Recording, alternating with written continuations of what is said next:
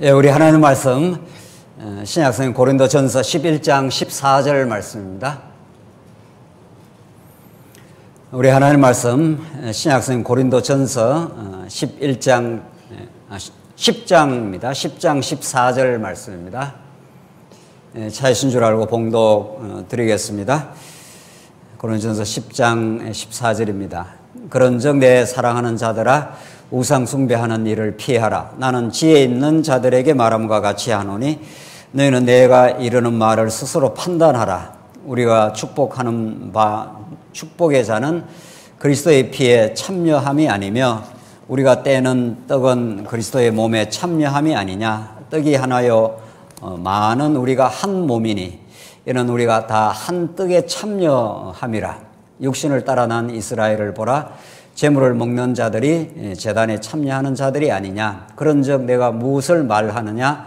우상의 제물은 무엇이며 우상은 무엇이냐. 무릇 이방인들이 제사하는 것은 귀신에게 하는 것이요 하나님께 제사하는 것이 아니니 나는 너희가 귀신과 교제하는 자가 되기를 원하지 아니하노라.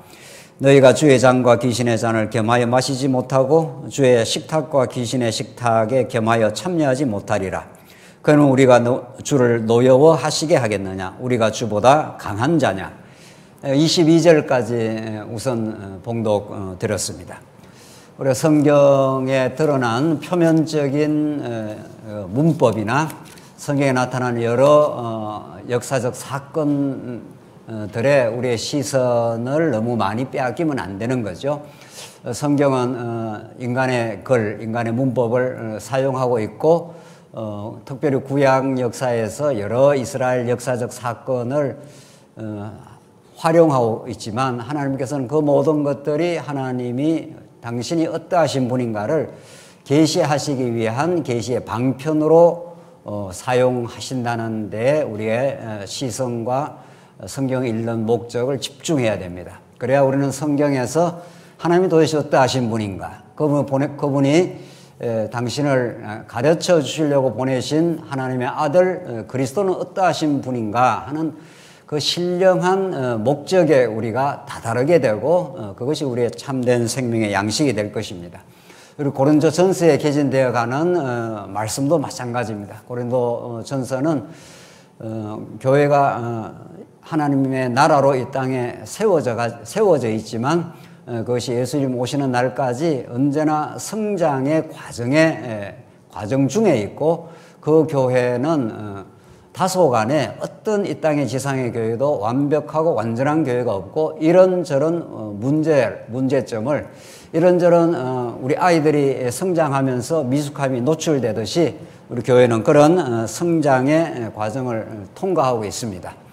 신약의 교회는 여러분과 제가 확정하는 대로 예수가 이 땅에 구약의 하나님 나라 언약대로 찾아오셔서 당신이 교회의 기초가 됨을 사복음서를 통해서 당신이 왕이시요 선지자요 제사장이라는 사실을 이렇게 여러 증거를 통해서 또 예수님이 직접 선포하시는 말씀을 통해서 이제 확정을 해줍니다. 우리는 그걸 예수는 그리스도라 이렇게 말하는 거죠. 예수는 하나님의 아들 그리스도로 오셔서 하나님이 우리의 아버지 되심을 보여주신다는 거죠. 그게 우리가 복음의 핵심입니다. 그래서 우리는 언제나 신약 성경 서신서 읽을 때마다 앞에 사복음서를 기초로 하고 사복음서에 나타난 복음의 메시지들이 교회의 머리가 된다. 그 머리로부터 모든 그 힘이 이제 따라 나오는 것이다. 이렇게 읽는 거죠. 예수님께서 하신 비유대로 말한다면은 나는 포도나무에 너희는 가지니 너희가 나를 떠나가면 아무것도 할 수 없고 너희가 나에게 그냥 붙어 있기만 하면은 때가 되면은 아름다운 열매가 맺히게 된다. 가진 교회가 발부둥 쳐서 성장하는 게 전혀 아니다. 이런 거죠. 그게 복음인 거죠. 모든 이방 정연의 인간편에서 노력하고 시도하고 수행하고 율법 지키고 몸부림쳐서 어떤 구원의 결과를 얻고 자기가 이 땅에서 추구하는 어떤 복을 얻으려고 쟁취하는 거지만은 예수님의 포도나무 기유는 우리는 다 포도나무의 가지들이기 때문에 가지가 포도나무에 붙으려고 애를 쓰는 게 아닌 거죠. 포도나무라는 생명의 원둥치에서 가지가 이렇게 빠져나오게 돼 있고 그 가지를 궁극적으로 농부 되시는 아버지가 보호를 해 가시는 거죠. 그래서 자꾸 키워서 아름다운 열매가 맺혀 가도록 하신다는 거죠. 하나님께서 이 땅에 하나님 나라 교회가 성장하고 하나님 나라를 누리고 하는 것은 우리 편에서의 시도, 우리 편에서의 어떤 노력도 하나님 나라를 만들어낼 수가 없다. 하나님께서 그걸 우리를 죄악 가운데 가두어 두셨다, 이런 뜻인 거죠. 그래서 우리 만약에 성령을 우리에게 걷어가 버리면은 우리에게서는 어두움의 열매들만 이제 분출이 되는 거죠. 자기 자랑, 자기 영광, 하나님의 흉내냄, 뭐 이런 모든 것들이 하나님 나라를 본질과 원리, 하나님 나라 누림을 오히려 훼손하는 거죠. 지금 고린도 교회가 그런 거죠. 고린도 교회가 하나님 나라로서 충분히 예수가 그리스도라는 사실을 통해서 세웠습니다. 이건 변개함이 없다는 거죠. 그래서 우리는 고린도 전서의 말씀을 정당하게 이해하기 위해서 로마서를 전제로 하고 있지 않습니까? 하나님은 예수 그리스도를 당신의 아들을 이 땅에 보내어서 죄인인 우리를 의롭다 해주셔서 하나님의 아들로 딱 잡아버렸다.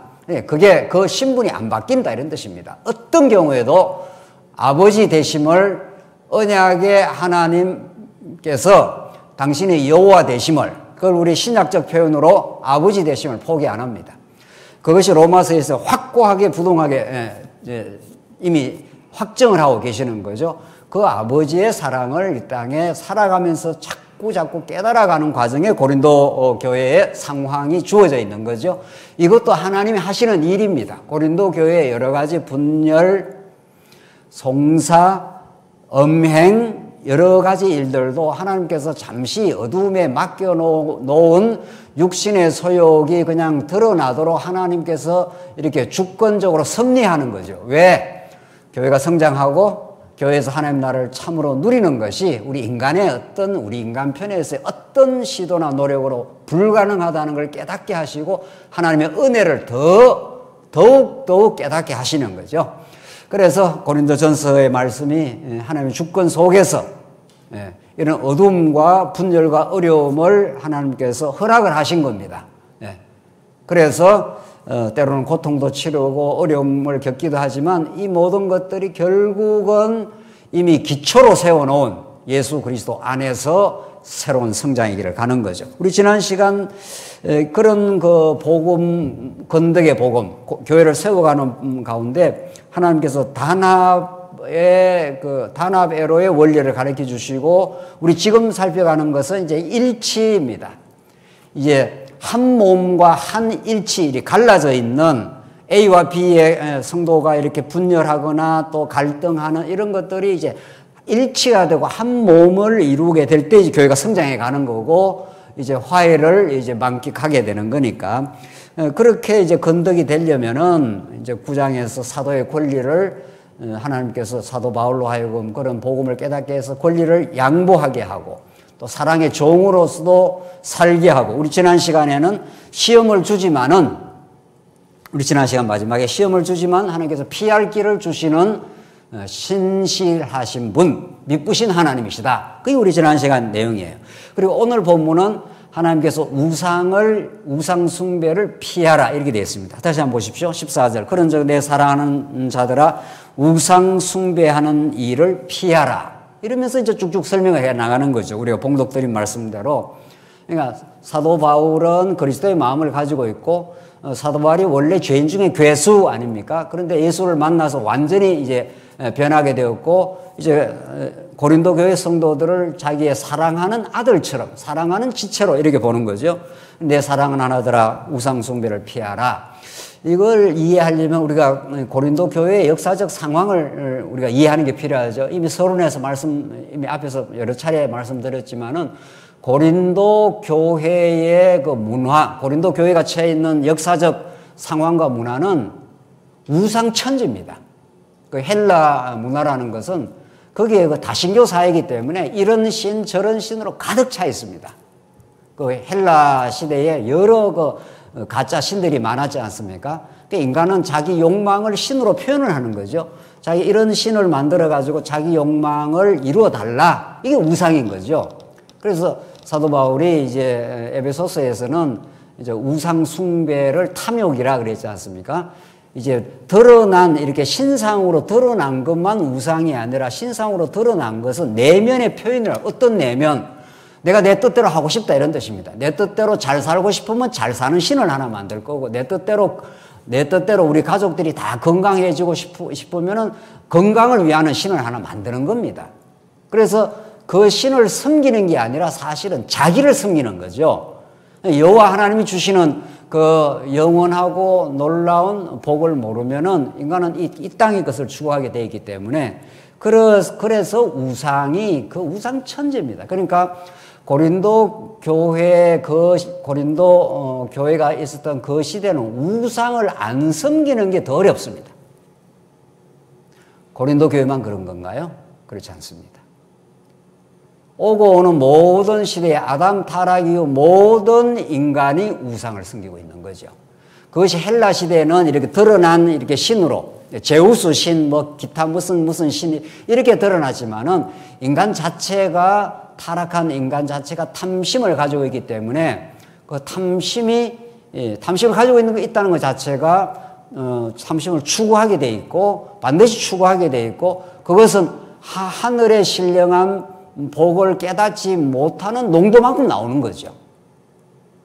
뭐 이거는 뭐 인간이 뭐 탐심을 버려라 말라 할 것도 없다는 겁니다. 인간에게는, 인간 존재 자체가 그렇게 되기 때문에, 그런 존재에게 예수님이 찾아오시고 하늘의 복을, 하나님 나라의 복을 가르쳐 주셔서 우리의 영혼이 충만하게 되면은 점차 없어져 가는 거죠. 그 탐심이. 내가 없으려고 노력해서 되는 게 아니라는 겁니다. 그러니까 이 복음을 우리가 받아들일 때, 복음은 학자들이 이 복음을 깨달을 수 없다는 겁니다. 절대로. 교회를 관리하고 치리하는 그런 목회자가 복음을 깨달을 수 없다, 이런 뜻입니다. 그러니까 내가 누구를 가르치려고 이미 성경을 보면은 성경이 빗나가게 되어 있습니다. 성경은 절절한 죄인의 심령으로 볼 때 복음이 확 드러나게 되어 있습니다. 왜냐하면 그런 죄인에게 하늘나라의 복음을, 예수 그리스도의 피 묻은 십자가를 가르쳐 주는 게 복음이기 때문에 그렇습니다. 그걸 통해서 하나님이 어떻게 우리를 사랑하셨는가, 얼마나 능력 많으신 분인가. 우리 지난 시간 말씀대로 말하면은 시험을 주시되 반드시 피할 길을 주시는 신실하신 분인가, 우리 지키시는 분인가, 이걸 가르쳐 주는 거죠. 여러분과 저는 다 이 광야 같은 세상에서 이리저리 치이기도 하고, 욕망에 시달리기도 하고, 마음의 평안을 잊어버리기도 하고, 내가 마음의 평안을 잃어버리니까 다른 사람을 정죄하기도 하고, 그렇게 삽니다. 그게 인간입니다. 그런 죄악에 몸부림치는 인생에게 찾아온 것이 복음이라는 거죠. 내가 의인을 부러온 것이 아니라 죄인을 불러왔다, 그 말 아닙니까?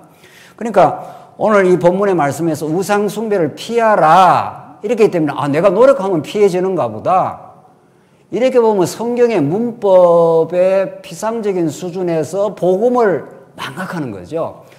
우상 숭배를 피하라 하신 하나님께서 하나님의 아들 예수를 하나님의 식체로 영원한 여러분과 저에게 복으로 가르쳐 주셔서 우리의 하여금 충만하게 누리게 하신다는 거죠.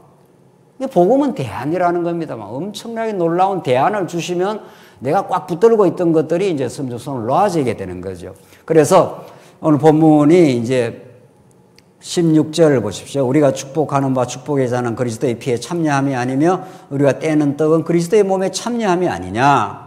우상 숭배를 한다는 것은 귀신의 잔치에 참여하는 것이고, 여러분과 저는 이런 말이죠. 사도 바울이, 우리는 그리스도의 몸에 참여한 자가 되지 않았느냐.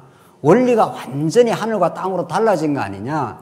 너희들이 전에는, 이런 말이죠. 사도 바울도 마찬가지죠. 전에는 다 우상 숭배에 참여하는 자, 우상을 숭배한다는 것은 자기 탐욕을 추구하는 거기 때문에, 그래서 우상 숭배를 뒤에 깔려있는 사단이 우리에게 끊임없이 부여하는 땅에 속한 욕망, 거기에 참여를 하지 않았느냐. 근데 거기에서 우리를 건져내었다.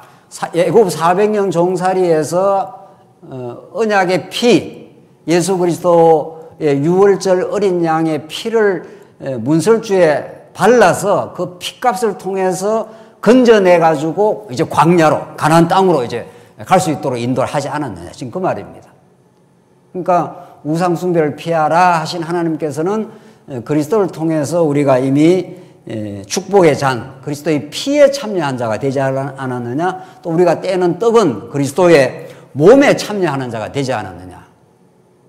이것이 하나님 나라의 하나님 나라를 이 땅에 정하러 오신, 하나님 나라를 우리에게 선물하러 오신 그리스도의 몸이라는 겁니다. 이게 얼마나 이게 그 신령한 말씀입니까? 그리스도의 몸이라는 건 이렇게 가시적으로 눈에 보이는 게 아닙니다. 그리스도의 몸 자체는 머리 대신 그리스도가 계시고 여러분과 저가 다 신령한 지체로 한 몸이 되어 있는 거죠. 그 그리스도에게 우리가 참여가 된 겁니다. 코이노니아 하는 그리스도와 연합이 된 거죠. 그러니까 사단과 연합이 되어 있다가 여기서 떼내가지고 그리스도와 연합을 시켜졌지 않느냐. 따라서 우상 숭배의 길로 우리는 가지 않게 된다. 그걸 우리는 피하게 돼 있다. 이런 거죠. 그러니까 너무 좋은 분을 깡패 같은 신랑을 만났다가 우리를 너무도 사랑하는 진짜 신랑을 만나겠다. 이런 뜻입니다. 그런데 왜 깡패 같은 그 신랑이 가겠느냐. 너희를 두드러고 패고 만날 그렇게 하는, 이게 로마서 우리 7장에 나왔던 그 복음을 설명했던 그 말씀 아닙니까? 율법이라는 건 너희를 죽이는 거야. 율법 밑으로 들어가게 되면 율법이 너를 살려주지 않아. 이런 말이죠. 로마서가. 율법 남편은 너희를 죽이지만은 너 죄 지었지. 죄 지었으니까 너는 사망이야. 너는 내 손아귀에서 못 벗어나 하면서 율법은 계속 우리를 정죄하고 우리를 죽인다는 거죠. 그래서 율법 아래에서 우리가 영원히 죽어야 되는데 예수가 죽음으로 우리도 함께 죽게 해버렸다는 거죠. 그리고 예수와 함께 우리를 살려내어서 예수 신랑에게다가 연합시켰다. 이게 그리스도의 몸에 참여했다. 이런 뜻입니다. 이거 완전히 우리가 다른 이제 신문이 된 거죠. 이 로마서가 지금까지 앞에서 말한 것을 지금 사도 바울은 이걸 압축해갖고 지금 설명하고 있는 것 뿐입니다. 그러니까 로마서나 고린도서나 똑같은 그리스도에 관한 복음인 거죠. 우리는 그리스도의 신부가 되었지 않았느냐. 근데 가짜 신랑, 잘못된 신랑, 거기에 다시 가겠느냐. 지금 그런 뜻이에요. 17절 떡이 하나요 많은 우리가 하나니 많은 우리가 한 몸이니 이는 우리가 한 떡에 다 한 떡에 참여함이라. 육신을 따라 난 이스라엘을 보라. 제물을 먹는 자들이 제단에 참여하는 자들이 아니냐. 그런즉 내가 무엇을 말하느냐. 우상의 제물은 무엇이며 우상은 무엇이냐. 너희들이 자꾸 우상을 숭배하고 그렇게 하는데 그게 도대체 뭐냐. 바울은 이제 질문을 던진 거죠. 20절. 무릇 이방인이 제사하는 것은 귀신에게 하는 것이요 하나님께 제사하는 것이 아니니 나는 너희가 귀신과 교제하는 자가 되기를 원하지 아니하노라. 이게 우상을 숭배한다는 것이 이게 참 심각한 거라는 거죠. 단순히 우상 어디 가서 절하는 그 행위 자체가 심각한 게 아니라 그것도 문제지만은 근본적으로는 귀신과 연합한다 이런 뜻입니다. 귀신과, 그러니까 다시고 보면은 이게 굉장히 심각한 말씀이에요. 복음에 사로잡혀 있지 않으면 우리가 사단과 연합하게 되어 있습니다. 사단이 욕심 부리는 대로, 사단이 탐욕 부리는 대로, 사단이 뒤에서 이렇게 밀가 부르듯이 우리를 갖고 놀면서 질투하는 마음을 갖게 하면 계속 다른 사람을 질투를 한다든가 시기를 한다든가 갈등을 일으킨다든가 이게 사단이 가지고 노는 거란 말이죠. 사단이 밀가 부르듯이 너를 가지고 놀지 않느냐. 이게 예수님이 굉장히 안타깝게 하시는 말씀이에요. 사도 바울도 그 마음으로 지금 하고 있는 중이죠. 21절. 너희가 주의 잔과 귀신의 잔을 겸하여 마시지 못하고. 원리가 완전히 다르다. 하나님 나라 백성과 세상 나라의 백성은 살아가는 방식과 목적과 원리가 완전히 다르다. 지금 그 말이죠. 애굽에서 종살이 하던 너희는 400년 동안 바로의 통치 아래 있었지 않느냐. 이제 광야로 끌고 나와서는 하나님 나라 통치 속에 들어와 있다. 이런 말이죠. 그래서 우리가 지난 시간 출애굽기에서 시내산 언약을 이제 애굽에서 400년 종살이하다 나와서 하나님 주신 거 아니에요. 그게 뭐냐고요. 그 십계명과 율례와 규례인데 그걸 아직도 도덕법 이렇게 해서 자꾸 우리들을 자꾸 지키라는 거 아니에요. 천만의 말씀이라는 거죠. 천부당 만부당 하는 말씀이라는 거예요. 우리들은 그걸 뭘 하라는 게 아니라고요. 하나님이 이스라엘 백성을 통치해 주겠다고 하는, 다스려 주고 보호하시겠다는 하나님의 통치 원리라고요. 그게 통치법이라고요. 그게 예수 안에서 이루어지는 거라고요. 그래서 예수가 오셨지 않습니까? 그래서 우리 대신 십계명 아래 들어가고 죽으시고 우리 대신 규례대로 살아나셔서 성전이 되어 주셨어요. 그래서 그리스도의 피, 뿌린 피가 우리 심령을 덮고 있기 때문에 우리가 하나님의 자녀 이렇게 된 거죠. 그걸 우리들을 지키려면 그걸 누가 지켜내느냐고요. 그러니까 외식을 하게 되는 거죠. 예수 믿는 사람들이 자꾸. 자기 속은 지금 뭐 탐욕으로 가득 차 있는데 아닌 척 하는 거죠. 그렇게 될 수가 없어요. 되지지도 않고 말이죠. 껍데기로 사람은 속일지 몰라도 하나님을 속일 수 없다는 거지 않습니까? 우리는 그냥 하나님 앞에서 우리는 탐심이 가득한 존재였습니다. 이 말이죠. 그렇게 우리는 하나님의 불꽃 같은 눈이 우리에게 비치면은 우리 안에 가득 차 있습니다. 하나님이 그걸 덮어주시니까 죄 없이 되는 거지. 누가 누구를 우리가 손가락질하면 정죄할 수 있냐고요. 그러니까 유대인들이 와서 너 현장에서 간음했으니까 돌 맞아 죽어야 돼 있잖아요. 쳐봐, 예수님께서 그렇게 말했지 않습니까? 죄 없으면 쳐봐 한번. 그게 예수님의 가르침에 아무도 칠 수가 없어요. 그걸 칠 수 없는 정도가 아니고, 칠 수 없다는 거는 자기들이 양심에 찔려서 했지만은 끝까지 율법을 주장하는 사람은 예수님으로부터 멀어집니다. 여러분과 저는 예수님과 가까이 가고 싶은 거 아니에요? 그렇죠? 그러니까 율법 아래 우리가 죽었다고 생각해야 예수께로 가서 살 길이 열리는 거죠. 율법을 아직도 뭐 지키고 뭐 아직도 십계명이 도덕법이 운운하면은 예수님하고 자꾸 멀어지는 겁니다. 예수님은 그런 의인들을 부르러 온 것이 아니기 때문에 그렇다 말이죠. 자, 그래서 지금 사도 바울이 너희들이 우상 숭배를 한다는 건 귀신을 따르는 거다. 마귀를 따르는 것이다. 이제 그리스도 안에서 그리스도께서 피 흘려 죽으심으로 언약의 새 언약의 피로 증명해 주시고 그분이 살아나셔서 우리가 영원히 먹어야 될 생명의 양식이 되어 주셨으니 그분 안에서 사는 것이, 그분이 우리의 모든 것이 되어 주셨지 않느냐. 지금 사도 바울이 지금 고린도 교회의 성도들에게 주시는 복음의 메시지라는 겁니다. 너희들이 뭐 노력해서 우상 숭배하지 말라, 그게 아니잖아요. 23절 봅시다. 모든 것이 가하나 모든 것이 유익한 것은 아니요 모든 것이 가하나 모든 것이 덕을 세우는 것이 아니니. 이게 복건덕의 원리인 거죠. 예수를 믿으면 우리는 자유하게 됐습니다. 이제는 애굽의 종살이에서는 완전히 벗어났단 말이죠. 이 자유자가 된 거죠. 전에는 종으로 살았지 않습니까? 바로가 이리 오라면 와야 되고, 저리 끌고 다니면 끌고 다녀야 되고, 노동을 시키면 노동을 해야 되고, 먹으라는 것만 먹어야 되고, 완전히 바로의 장악 속에 들어있는 거죠. 완전히 사단의 종로로 하고 있던 우리가 죄인이었단 말이죠. 근데 이제 우리를 정말 억압과 그 고통의 죄악의 노예로부터 우리를 해방시켜줬다는 거예요. 그래서 갈라디아서가 너희에게 자유를 주셨으니 왜 너희가 다시 율법 아래로 들어가려고 하느냐, 이렇게 사도 바울이 말하지 않습니까? 우리는 자유자예요. 자, 문제는 진리가 우리를 자유케 해요. 이게 얼마나 중요한 그 메시지입니까? 진리가 너희를 자유케 하리라. 근데 이 자유가 성숙의 과정을 거치는 거죠. 이 부분을 이야기를 안 하면 진리 안에 우리는 자유해. 이때 자유는 미숙한 자유가 있고 성숙한 자유가 있는 거죠. 왜냐하면 진리는 우리에게 애굽에서 죄의 종살이에서 자유를 준 거죠. 이때 자유는 더욱 진리에 사로잡히는 자유란 말이죠. 이때 자유라는 것이 내 멋대로 하는 자유가 아니고, 그러니까 세상 나라에서 자유는 자기가 하고 싶은 대로 하겠다는 거잖아요.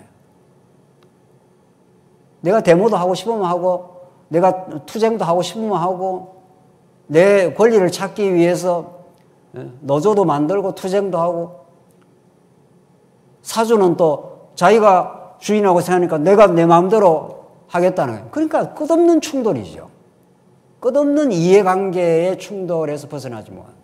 성경에서 말하는 자유는 내 멋대로 한다는 게 아니라 전에는 죄의 종로를 하다가 진리 대신 그리스도의 종이 됩니다. 이런 말이죠.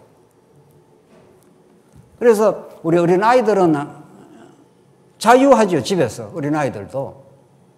어린아이들도 집에서 자유하고 성숙한 대학생이 되어도 집에서 자유하죠. 그런데 그 자유를 누리는 방식이 다르다는 거죠. 어린아이들은 아버지 어머니가 사랑한다니까 제 멋대로 한단 말이에요. 제 멋대로 질서도 없고 말이죠. 제 멋대로 아무데나 똥 싸고 오줌 싸고 이렇게 해버려도 자기는 상관없는 거예요. 내가 그렇게 집에서 자유로운데 내가. 그걸 치우려니까 부모가 힘이 드는 거죠. 성숙하면 그렇게 안 됩니다. 성숙하면 화장실 가릴 줄도 알고 자기 방 치울 줄도 알고 더 성숙하면은 동생 어린아이를 돌볼 줄도 알고 이런 거죠. 그래서 이 진리 안의 자유라는 게 우리 신앙의 양심의 자유를 많이 강조해 왔지 않습니까? 신앙의 양심의 자유가 있지만 교회 안에 들어오면 그 자유로 마음대로 안 합니다. 성숙해 가면은 내가 주일날 오고 싶으면 오고 말고 싶으면 말면 되는 거지. 맞아요. 무슨 교회가 강제권이 없습니다. 꼭 와야 된다. 안 오면 감옥도 간다 이런 게 없어요. 안 나올 수 있어요. 안 나온다고 천국 가는데 문제가 없습니다. 이 말 정말 잘 이해를 해야 되죠. 그러나 복음 안에 있는 사람은 성숙해 가는 사람은 반드시 옵니다.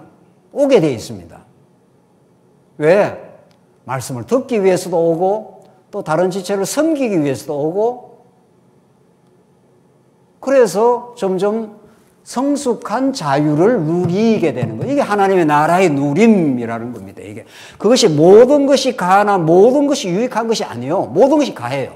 올 수도 있고 안 올 수도 있는 거예요. 안 온다고 무슨 사법권을 아무도 발동하지 않습니다. 그러나 모든 것이 유익한 건 아닌 거예요.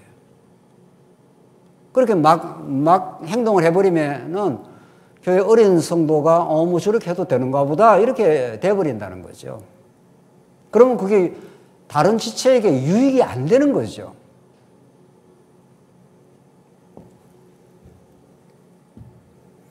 그래서 모든 것이 유익한 것은 아니라 모든 것이 가나 모든 것이 덕을 세우는 것이 아니니 이게 건덕 아닙니까? 덕을 세운다 하는 말은.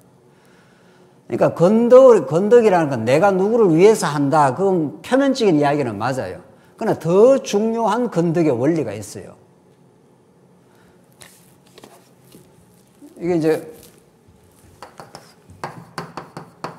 건덕은 세워지는 거잖아요. 덕이 세워지는 거니까. 이 건덕은 하나님 앞에서 내가 세워져 가는 겁니다. 근본적으로는 하나님께서 나를 사랑하시고 나를 점점 더 이전보다도 점점 이렇게 성숙해 가게 되면은 다른 지체를 이렇게 돌보게 되고 다른 지체를 위해서 절제하게 되는 거죠. 지난 시간에 사도 바울이 내가 사도의 권한이 있지만 내가 그 권리를 다 쓰지 않겠다 이렇게 했지 않습니까? 다 써도 된다는 거예요, 사도 바울이. 그걸 다 쓰게 됐을 때는 다른 지체를 위한 여분이 안 생기는 거죠. 내가 마음대로 해버릴 수 있지만은 해버려도 나는 내 양심에는 문제는 안 생기는 거죠. 그러나 그것이 다른 지체에 침해가 되거나 어려움이 되면은 내가 평생을 고기를 먹지 않겠다 이렇게 말하지 않습니까? 고기 먹을 수 있는 거죠. 고기가 몸에 또 유익한 거죠. 근데 그것이 다른 지체에 문제가 되고 어려움이 된다면 내가 평생을 그렇게 안 할 수 있겠다. 그러니까 할 수 있는 사람이 안 하게 되는 이 고도의 신앙의 원리가 있는 거죠. 그걸 우리는 건덕이라 하고 그걸 우리는 너무도 아름다운 그리스도의 유익이라고 그러는 거죠. 한 건 정말 멋있는 겁니다. 정말 능력이 있는 사람인데 그 능력을 다 쓰지 아니하여 다른 지체의 유익이 되게 하겠다, 이런 뜻이죠. 이게 하나님께서 하시는 원리 아닙니까? 하나님께서 예수 그리스도는 모든 만물을 통치할 수 있고 예수 그리스도는 모든 능력을 가지고 계시는 분이십니다. 예수님이 능력이 없어서 끌려가고 매맞아 씻고 마침내 십자가에 죽으시고 하지 않습니다. 하늘의 12영이라도 지금 불러서 로마 제국을 일시에 제거할 수 있습니다. 능력 많은 분입니다. 능력이 많은 분이 그 능력을 절제한 거죠. 제한을 하신 거죠. 이게 이제 아름답고 멋있는 거죠. 이 타락한 인간은 능력은 조금밖에 없으면서 그 능력을 더 부품하게 지금 만드는 거지 않습니까? 이게 인간의 세상 나라의 길이라는 겁니다. 거기에 진정한 내면의 평화, 참다운 기쁨, 이런 게 있을 수가 없습니다. 정말 성경의 길은 십자가의 길이고 세상에 가는 길이 아니라 좁은 길이고 그 좁은 길에 하나님의 놀라운 동행과 그 함께함에 기쁨이 있는 거죠. 교회는 그런 곳이라는 거예요. 하나님 나라라는 것은. 그래서 24절 누구든지 자기의 유익을 구하지 말고 남의 유익을 구하라. 이게 무슨 도덕적 명령이 아니지 않습니까? 칸트도 이런 말 합니다. 칸트도 표면적으로는 다른 사람을 수단으로 취급하지 말고 목적으로 취하라. 이런 게 아주 유명한 칸트의 그 도덕적 명제란 말이죠. 칸트하고 성경하고 같냐고요. 칸트는 자기 인간이 그렇게 할 수 있다는 거예요. 노력해서. 천부당 만부당한 말씀이라고요. 인간은 태어나면서부터 죽을 때까지 성령이 함께 하지 않으면 무엇을 해도 자기 유익을 위해서 합니다.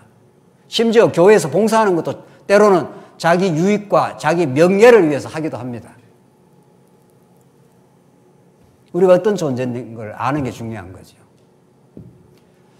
예수가 이 땅에 찾아오시고 하나님 나라가 어떤 것인가를 구약의 언약을 통해서, 우리는 성경을 언약으로 보는 거 아닙니까?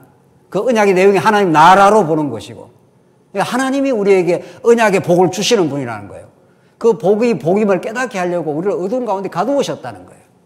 아무도 우리가 그 어두운 가운데서 빛의 행동을 못합니다. 우리가 빛이 비추어진 겁니다. 그래서 하나님께서 태초에 천지를 지었는데 땅이 혼돈하고 공허하며 흑암이 깊음이 있었더라. 우리 안에서 나오는 건 어둠밖에 없다, 이런 뜻입니다.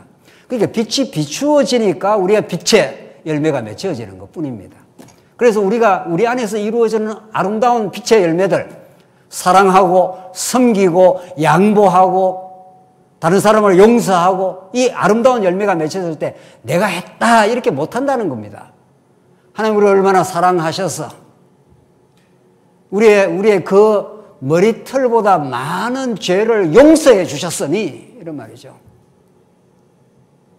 그래서 우리도 모르게 옆에서 지체가 좀 어려운 일이 생겨도 그럴 수도 있었겠지, 이런 그 너그럽고 정말 그런 아름다운 열매가 맺혀져 가는 것 뿐이지, 그리스도가 아니면 그게 불가능한 거란 말이죠.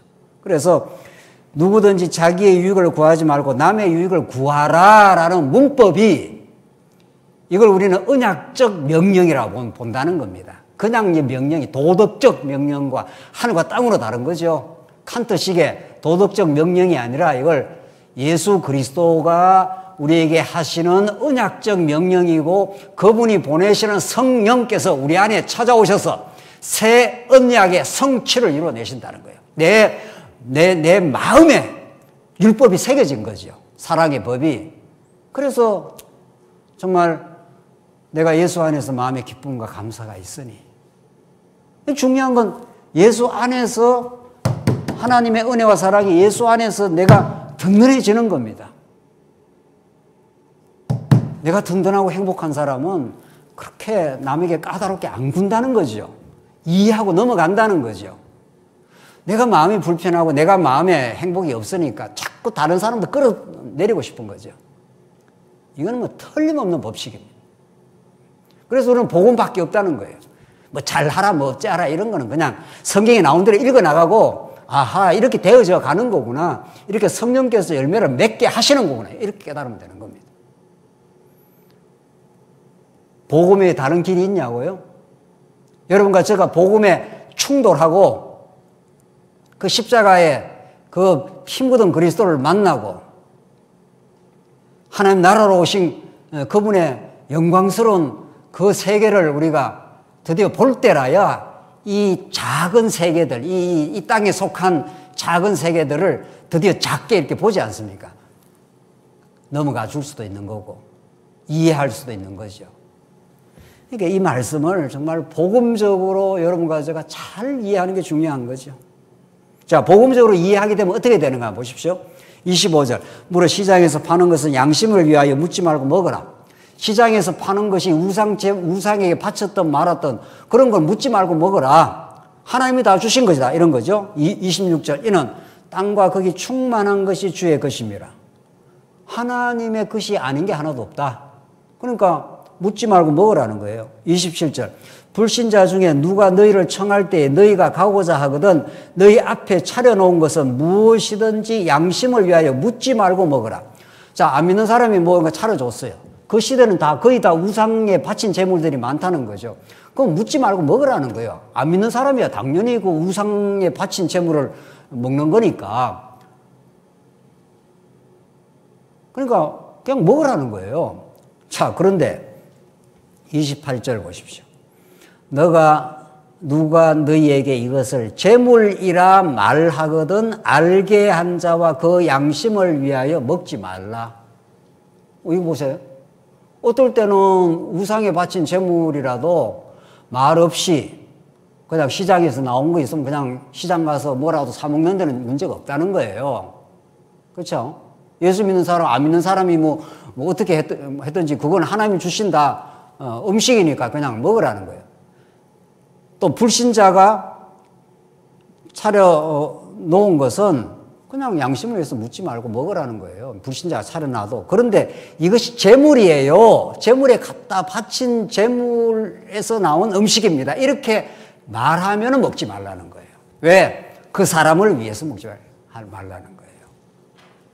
그러니까 내가 먹을 수도 있고 안 먹을 수 있는 기준이, 자, 중요한 거는 내 중심으로 내가 먹고 싶으면 먹고 내가 먹고 싶으면 안 먹고 그렇게 안 한다는 겁니다.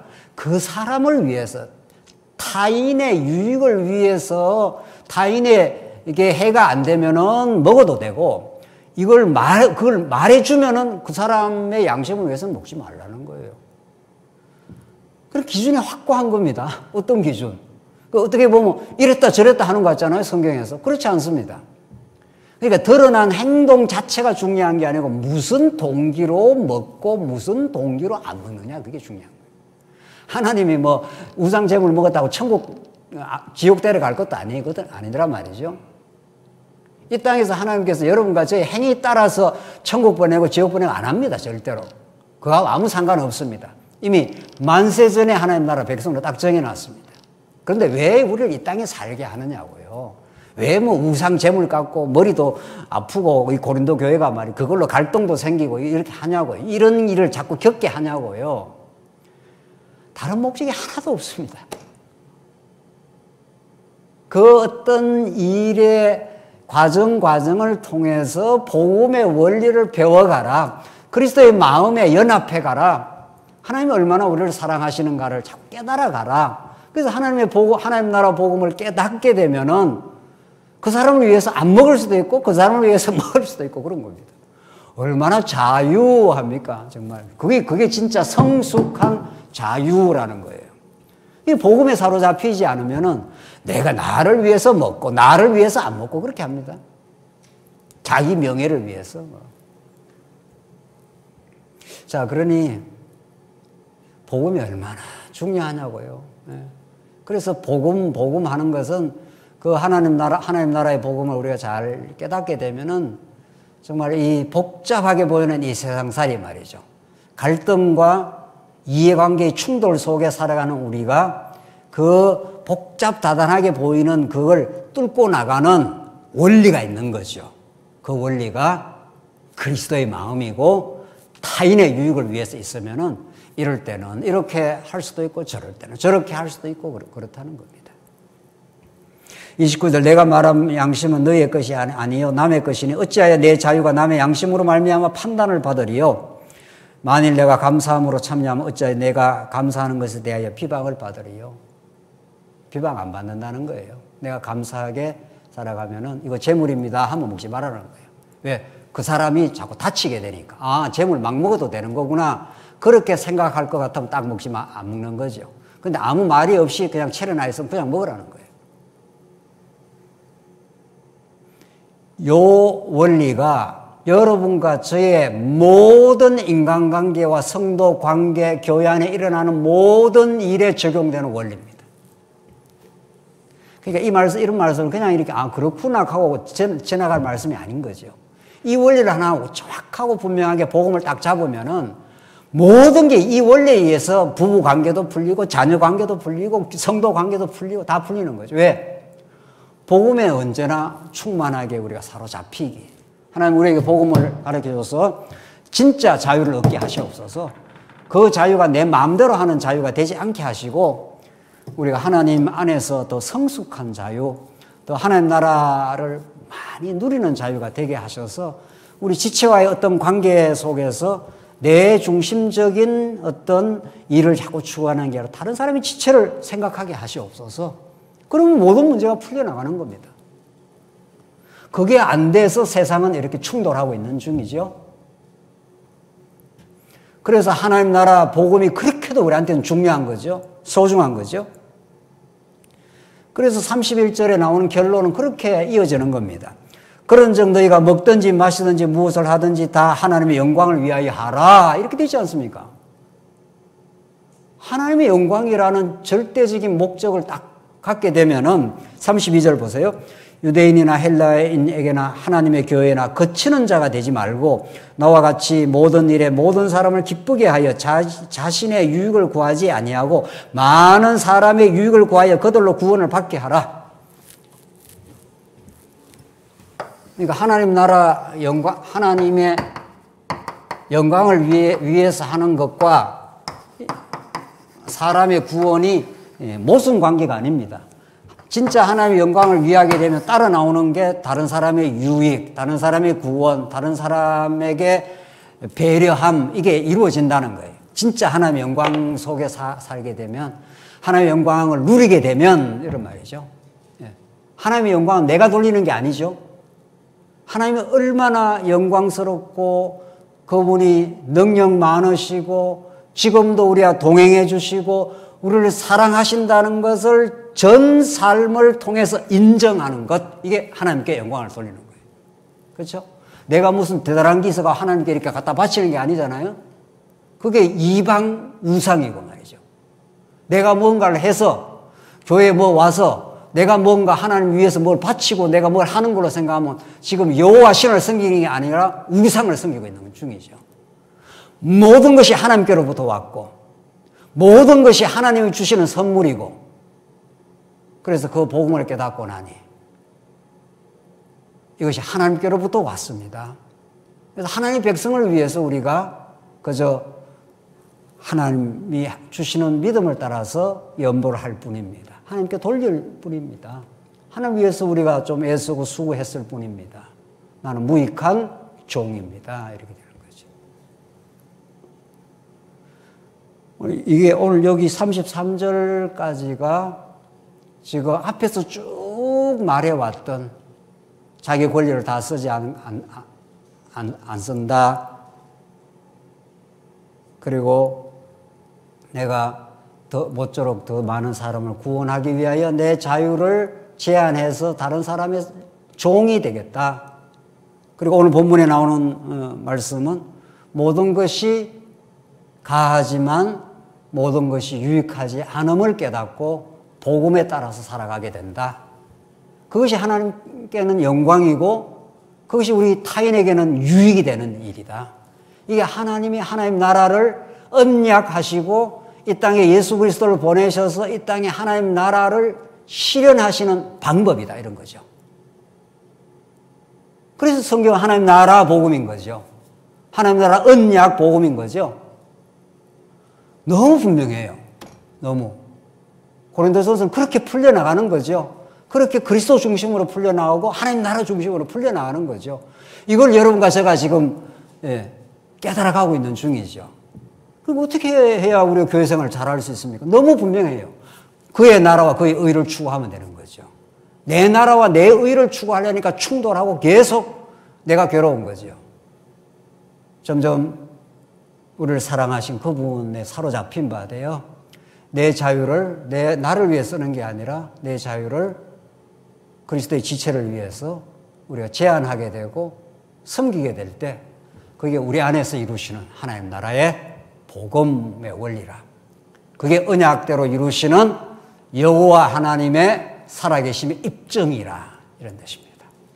이 건덕의 원리가 여러분과 저에게 정말 깊이 있게 이제 깨달아져서 정말 그렇게 사라지고 그렇게 누려지고 그 여호와 하나님만을 먹든지 마시든지 그 영광 속에 사는 우리 복된 성도의 삶이 되시기 바랍니다. 기도하십시다. 자비하신 하나님 아버지 은혜를 감사합니다. 추운 날씨 가운데도 저희들을 복음을 사모하는 마음 주셔서 이 건덕의 복음 안으로 우리를 인도해 주셔서 참으로 감사합니다. 이 건덕의 복음이 우리 교회를 지배하게 하셔서 이전보다 더 강건하고 복된 자유를 누리는 성도의 삶 되게 하시옵소서. 예수 그리스도의 이름으로 기도하옵나이다. 아멘.